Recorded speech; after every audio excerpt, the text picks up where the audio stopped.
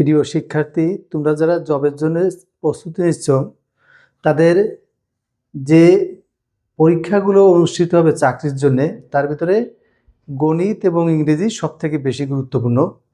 গণিতে ভালো না করতে পারলে চাকরি পাওয়া খুবই কঠিন হয়ে যায়। এই কারণে গণিতের উপর তোমাদের একটু বেশি জোর দিতে হবে।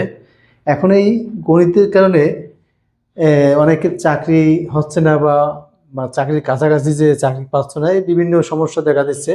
আর সেই সমস্ত সমস্যাগুলো দূর করার জন্যে প্রাইম ক্যারিয়ার একাডেমির পক্ষ থেকে আমি তোমাদের ম্যাথ ক্লাসগুলো নেব এবং সেই ম্যাথ ক্লাসের গতানুগতিক অংশ হিসেবে আজ আমি ধারার যোগফলটা আলোচনা করব। তাহলে দেখো ক্লাসটা।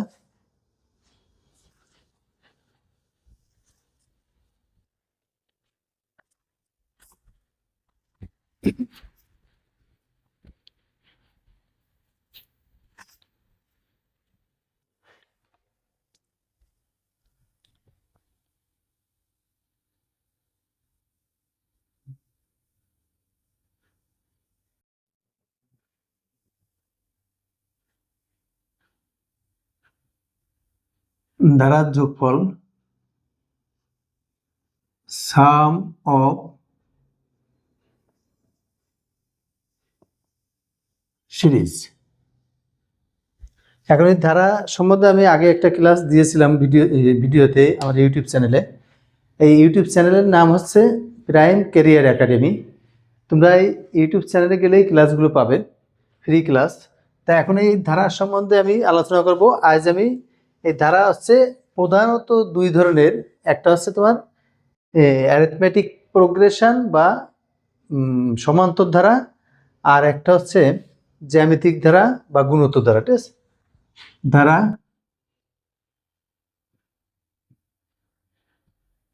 দুটো অংশ আলোচনা করবো। একটা হচ্ছে ক হচ্ছে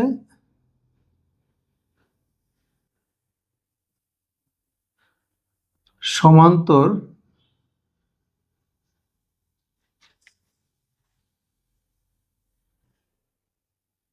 ধারা, খতে হচ্ছে গুণোত্তর ধারা।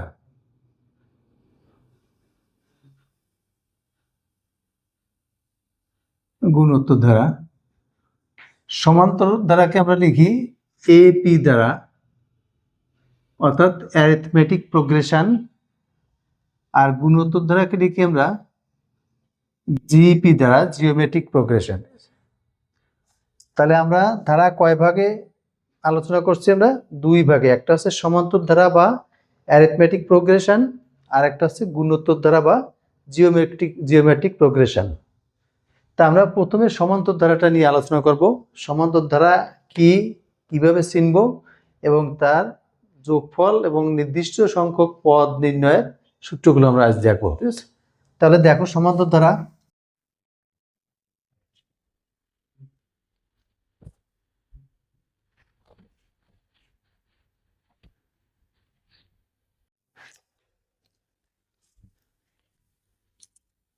সমান্তর ধারা হচ্ছে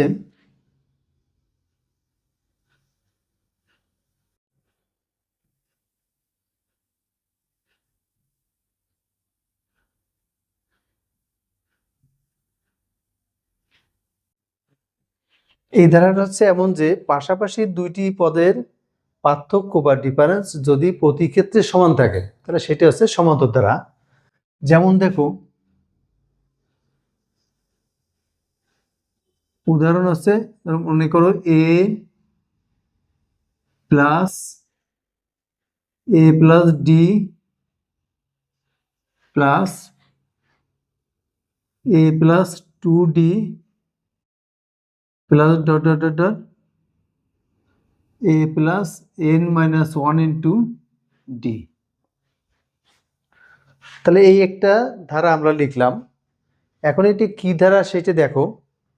এই হচ্ছে দ্বিতীয় পদ, দেখো এ প্লাস ডি।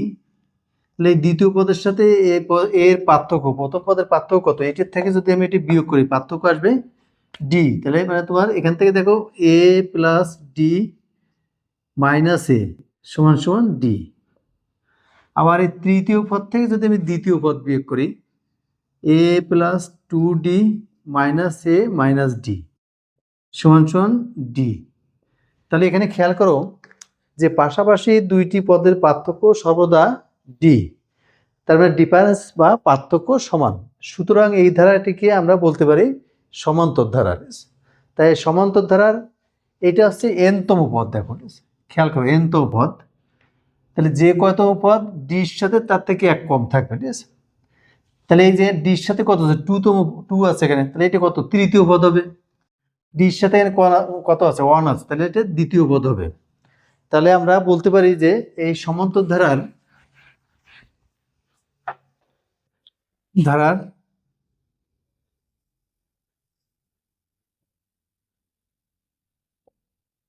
এনতম পদ, একে আমরা ইউএন দিয়ে লিখি, এটা সমান সমান a plus n minus one into D.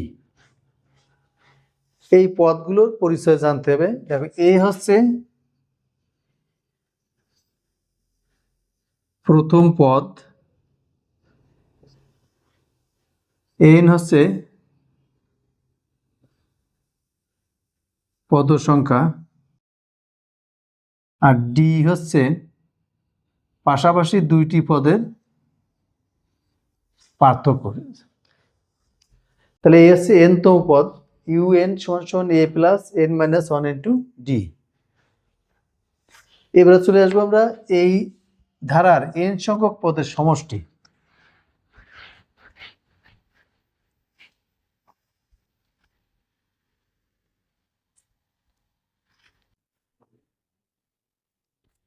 দেখো সমান্তর ধারার এন সংখ্যক পদের সমষ্টি,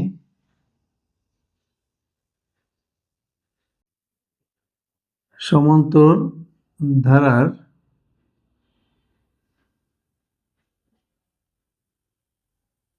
প্রথম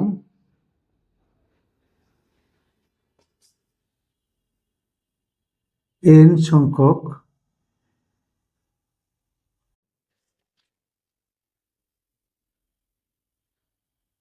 পদের সমষ্টি। এই প্রথম এন সংখ্যক পদের সমষ্টিকে আমরা দেখি এস এন দিয়ে। এই এস এন সমান সমান লেখা যাচ্ছে n by two into two a plus n minus one into d. তাহলে এখানে এই পদগুলোর পরিচয় কিন্তু আমি আগে দিয়েছি। এন হচ্ছে পদ সংখ্যা, এ হচ্ছে প্রথম পদ, আর ডি হচ্ছে ডিফারেন্স বা পার্থক্য। তো এই হচ্ছে এন সংখ্যক পদের, প্রথম এন সংখ্যক পদের সমষ্টি। এখন এই জিনিসটা তোমাদের জানলেও হবে, কিন্তু এর প্রমাণটা দেখো এটা কিভাবে আসে। এই প্রমাণটা আমি তোমাদের দেখাই।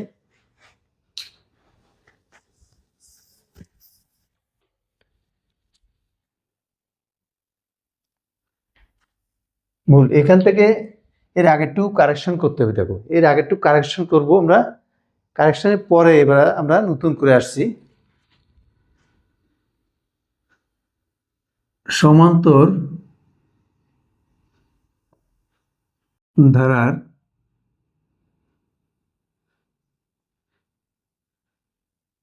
উদাহরণ।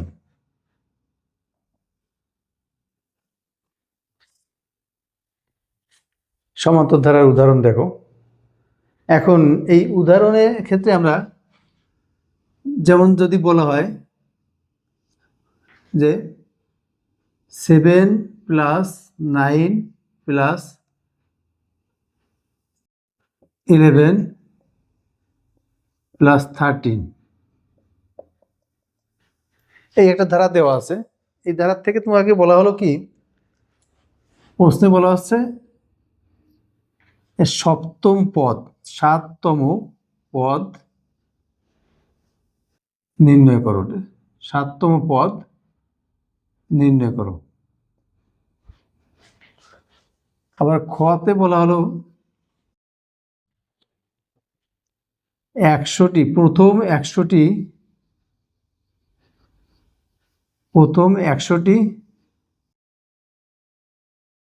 পদের সমষ্টি নির্ণয় করো। 100টি পদের সমষ্টি কত? তা এখন প্রথমে বলেছে সপ্তম পদ নির্ণয় করবে, অর্থাৎ কিনা নির্দিষ্টতম পদ নির্ণয় করতে হবে। এই নির্দিষ্টতম পদ নির্ণয় করতে গেলে তাহলে আমরা সলিউশনে চলে যাই। দেখো ক নাম্বার 7তম পদ, ঠিক আছে, জানি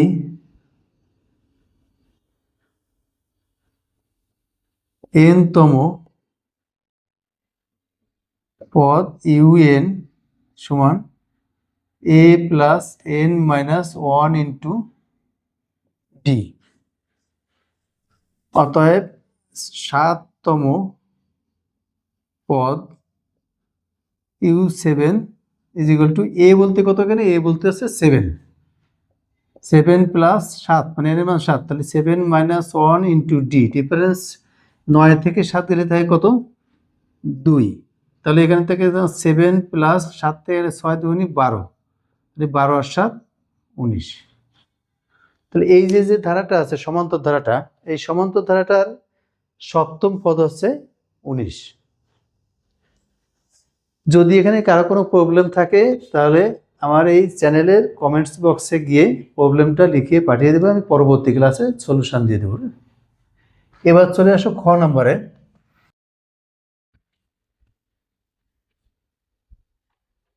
দেখো খতে বলছে প্রথম 100টি পদের সমষ্টি বের করতে হবে।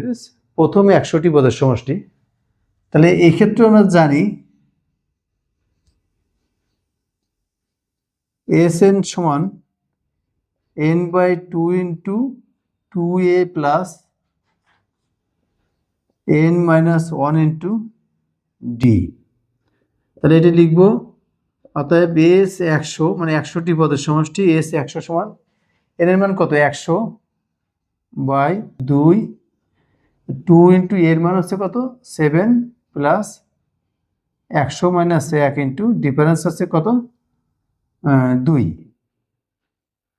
তাহলে এখান থেকে তোমরা ক্যালকুলেশন করে অ্যান্সারটা বের করে নেবে। সূত্রটা তো নিশ্চয়ই বুঝতে পারছো, আর আমি আগামী ক্লাসে এই সূত্রটার প্রমাণও দেখাবো তোমাদের।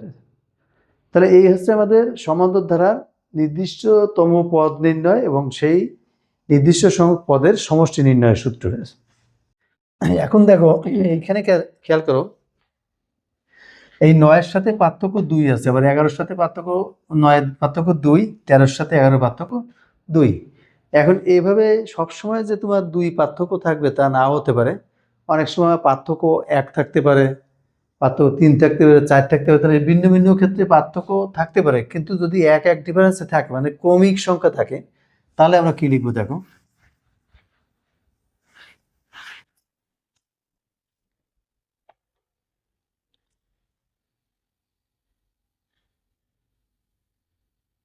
সূত্র দেখো, ক্রমিক সংখ্যা পার্থক্য, তার মানে 1 plus 2 plus 3 plus dot dot dot dot plus n। এইটি সমান লেখা যায়, অর্থাৎ প্রথম n সংখ্যক পদের সমষ্টি, এটা সমান লেখা যায় n/2 ইন্টু n প্লাস 1। তাহলে এই সূত্রটা তোমরা খেয়াল করবা, এই n-তম প্রথম ক্রমিক পদের সমষ্টি মানে ক্রমিক হিসেবে যদি পদগুলো থাকে তার n সংখ্যক পদের সমষ্টি হচ্ছে তোমার n/2 into n plus 1। Number 2-তে আসো, যদি এগুলো বর্গ হিসেবে থাকে 1 square plus 2 square plus 3 square plus dot dot dot plus n square সমান n/6 into n plus 1 into 2n plus 1, n/6 into n plus 1 into 2n plus 1। এই হচ্ছে তোমার প্রথম n সংখ্যক ক্রমিক সংখ্যার বর্গের সমষ্টি। ঠিক আছে, 3 নম্বরে আমরা লিখব কিউব দিয়ে যদি থাকে 1 cube plus 2 cube plus 3 cube plus dot dot dot n cube. তাহলে এই ক্ষেত্রে আমরা লিখব n/2 ইন্টু n প্লাস 1 এর হোল স্কোয়ার। এই 3টা সূত্র আমাদের খুবই গুরুত্বপূর্ণ, এই সূত্র থেকে অঙ্ক আসে, এই সূত্রগুলো মুখস্থ থাকলে আমাদের সহজে অ্যান্সার করতে পারবো। ঠিক আছে, হয়ে গেল। এখন দেখো আর একটা বিশেষ সূত্র আছে, সেটা আছে তোমার বিজোড়, যেমন 1+3+5+7 প্লাস প্লাস n। তাহলে এখানে খেয়াল করো, এখানে কেমন আছে, কতগুলো বিজোড় সংখ্যক সমষ্টি আছে না, বিজোড় সংখ্যক অঙ্কের সমষ্টি 1, 3, 5, 7, এবং প্রত্যেক কিন্তু বিজোড় সংখ্যক আছে দেখো, এবং তারা ক্রমিকভাবেই যাচ্ছে, ঠিক আছে, ধারাবাহিকভাবে যাচ্ছে। তাহলে এর দ্বারা যোগফল আছে তোমার n² সংক্ষেপে। তাহলে তোমার মনে করো তো এই তিনটের যোগফল বলতো, ঠিক আছে, তাহলে কয়টা বাদে, 1, 2, 3টা, তাহলে 3² = 9। বাস্তবে দেখো 5 আর 3 8 আর 1 9। তেমনি যদি এখান থেকে এই পর্যন্ত বলতো, তাহলে 1, 3, 4 আর 5 9 আর 7 16। 16 মানে কয়টা বাদে, 1, 2, 3, 4টা, তাহলে 4² = 16, ঠিক আছে। তাহলে এইভাবে আমরা এই সমান্তর ধারার সূত্রগুলো দেখবো। যাক, আজ প্রথম ক্লাস, তোমরা এই ধারার যোগফলের এই সূত্রগুলো, সমান্তর ধারার সূত্রগুলো দেখো। আমি এর পরবর্তী ভিডিওতে সমান্তর ধারার অঙ্কের প্রয়োগ, তারপরে ওই গুণোত্তর ধারার সমস্যা এবং সমাধান এবং বিভিন্ন সূত্র সম্বন্ধে আলোচনা করব। ধন্যবাদ।